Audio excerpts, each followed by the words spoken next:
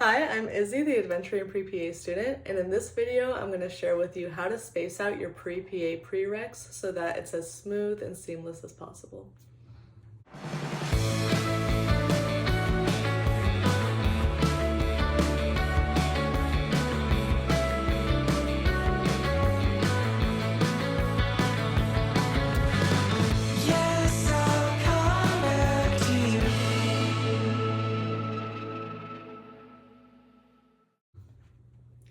Hi, welcome back to my channel. Thank you for joining. So let's jump right in. So the pre-PA prereqs can be a little overwhelming. You have a lot of hard sciences, even some math. So learning the intensity of each of these courses and how to pair them together is really beneficial to you. I do recommend meeting with an advisor and speaking with other students, maybe upperclassmen at your college, and ask them what professors they recommend or the intensity of the different courses at your particular school. I personally went to the University of Florida, and just different classes have different reputations at different schools of how difficult they are. So I'll give you my perspective, but I also encourage you to learn from others. So I've ranked the pre-PA prereqs according to what I thought was least to most intense. So I'll kind of walk you through my thought process here. So medical terminology is rote memorization. There really is nothing more to it. You learn the prefixes, suffixes, they're all mostly in Latin, and then you just got to memorize the root words and what different medical terms mean.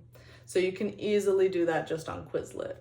Psychology is a little bit more involved. You're going to be reading the textbook, watching lectures, you got to be taking notes, that sort of thing.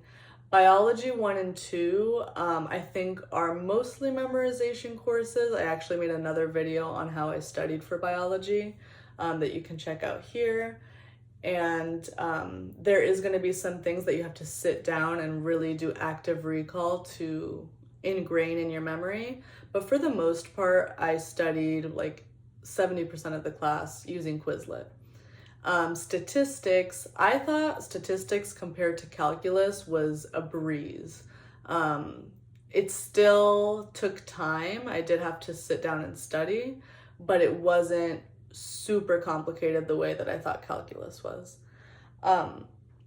Anatomy and physiology is when it starts getting like a little bit more intense. For anatomy, I spent several hours a week in the anatomy help center manipulating the bones and organs and kind of studying in person. I also did use a fair amount of Quizlet to memorize the names of different orifices and stuff like that, but for the most part it was a weekly study grind. Same thing with microbiology. There's going to be a lab portion. Usually the labs are 3-hour chunks of class. Sometimes you'll be let out early, but that alone, the fact that you have a 3-hour lab every week already kind of makes it more intense. And then when you're studying for the exams, you're going to have to study not only the lecture content, but also lab content. And those can be a little different. Also, when it comes to learning technical skills like pipetting and streaking a plate, you're going to be learning all of that in your microbiology lab. And if you don't have prior experience with that, it can be difficult. I had previous experience because I had worked in a microbiology lab as a research volunteer, but not everyone comes in with that background. There's also genetics or other additional science electives. Those are going to be a little bit more intense than your basic biology. They're going to require you to sit down and do those active recall study sessions where you're studying the PowerPoint and then you're going over to a whiteboard or a piece of paper and trying to mind map out everything that you had in your PowerPoint from your own memory. So definitely set aside time for those courses. That's not something you can just put on a Quizlet and memorize. Biochemistry is another one where we're getting up there. And then I think the Hardest ones for me were general chemistry and organic chemistry. So maybe chemistry is just not my strong suit. And obviously take this ranking with a grain of salt because this is my personal opinion. If you're someone who chemistry comes easily to, then this is going to be inverted for you perhaps. But for me, I spent many hours, probably outside of class, I probably spent at least 4 or 5 hours a week studying for Gen Chem and organic chemistry.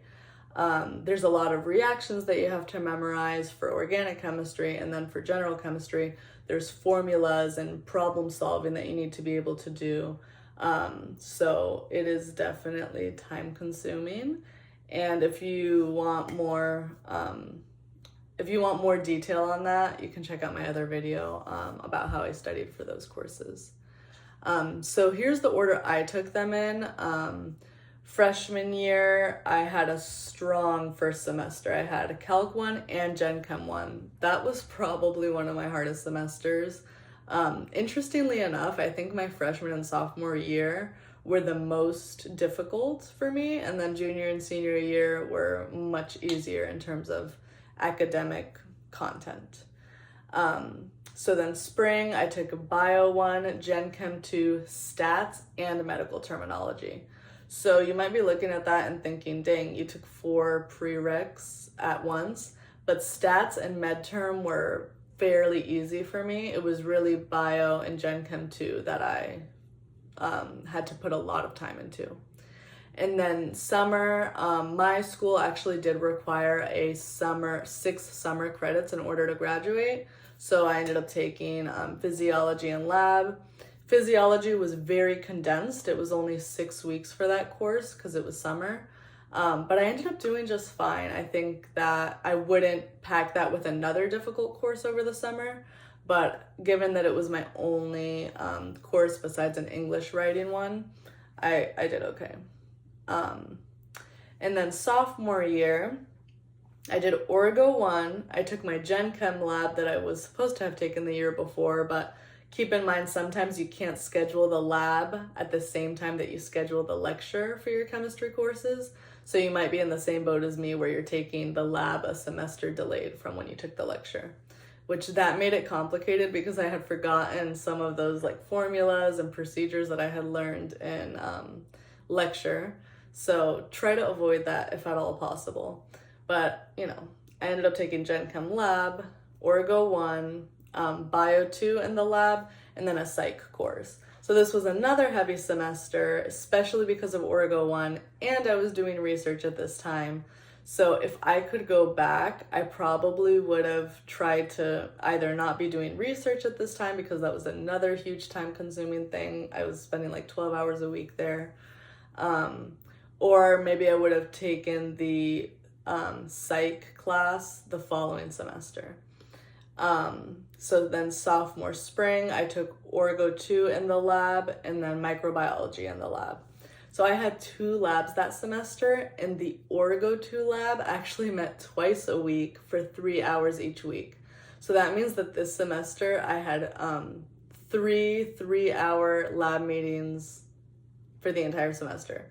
So if I were you, I would try to avoid that. It was just a heavy semester, but I mean, it wasn't the end of the world. I still aced the courses and I did okay. But in terms of the stress management, it was not ideal. So then junior year, like I told you, junior and senior year, you can tell like it definitely chilled out. I was only taking anatomy, and then the rest of my major courses, which I didn't list here, I was a health science major, so some of my other courses were ethical and legal issues in healthcare, or public health, global public health, that sort of thing. So I didn't list those courses here. I just listed the prereqs that every pre-PA student or pre-med student has to take. So yeah, my only prereq that I took junior fall was anatomy with the lab, and I'm glad about that because I could invest as much time as I wanted.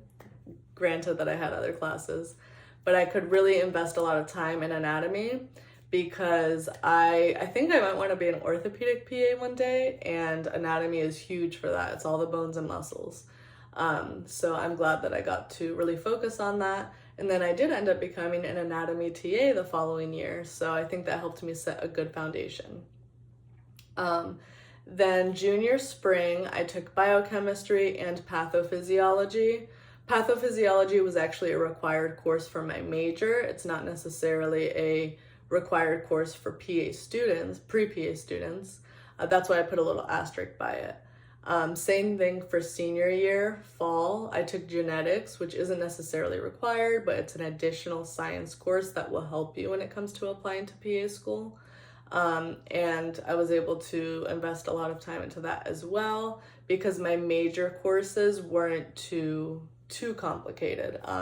Granted, if you're another major, like a biochemistry major, and those upper level science classes are very intense your junior and senior year, then your schedule is going to look much different than mine.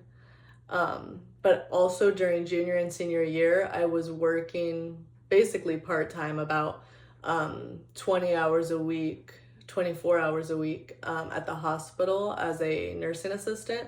So I'm glad that I had a more chill junior and senior year so that I could get my pre-PA clinical hours. So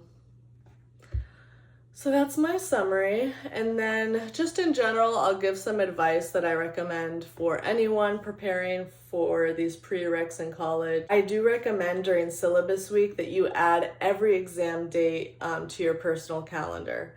So you just know right off the bat when are your exams going to be, so that whenever you're planning vacations or weekend trips, you're not scheduling them when you should be studying for an exam. And then also undergrad is the time to experiment with many different techniques when it comes to studying. Try studying as a group, with a partner, active recall, the flashcards, making your own study guide. See what works for you so that when it comes to PA school or medical school, you already know and you can hit the ground running. I also recommend attending your professor or TA's office hours. Use active recall studying techniques. That can be a lot more helpful than just passively writing down whatever's on the PowerPoint on a sheet of paper. Like, that's not helping you. That's not going to deeply encode the information in your head. There's also the Pomodoro technique, where you study for 20 minutes on, 5-minute break, or you can make it an hour on, 15-minute break. And it kind of helps you keep from burning out when you're having these long study sessions. And then, plan your week out every Sunday night so you know what exams do I have this week, what club meetings, who did I say I was going to get lunch with so I'm not bailing on them, when am I going to have time for myself. Make sure you're scheduling that in. If you're anything like me, you will leave that for the very least. It's like I'll do everything else before I give time to myself, but I'm working on that. And I think that writing out a schedule can help you make sure you're prioritizing your mental health. And that goes to my last point of avoiding burnout. Just make sure that you are being truthful with yourself and listening to you and your body's needs. I will leave you with this quote that I found. I forget where I read it, but I literally put it up on my cork board next to my studying whiteboard. It said, "If you don't make time for your wellness, you'll be forced to make time for your illness." And I was like, dang. That's deep. That struck a chord with me. Because really, I would rather on my own time be like, okay, I have 3 free hours on Friday. I'm gonna meditate or go on a walk or journal or just do something for myself. Do it on my time. Whereas if you're not making time for yourself, an illness could come out of anywhere. You're stressed, your immune system's down, you have a big exam, and then boom, you get a terrible cold. And now it's like, it throws a wrench in things. So just make sure you're taking care of yourself. So I hope that this was helpful. Good luck to anyone getting their prereqs done. You got this. And if there's any way I can help, don't hesitate to reach out. Bye.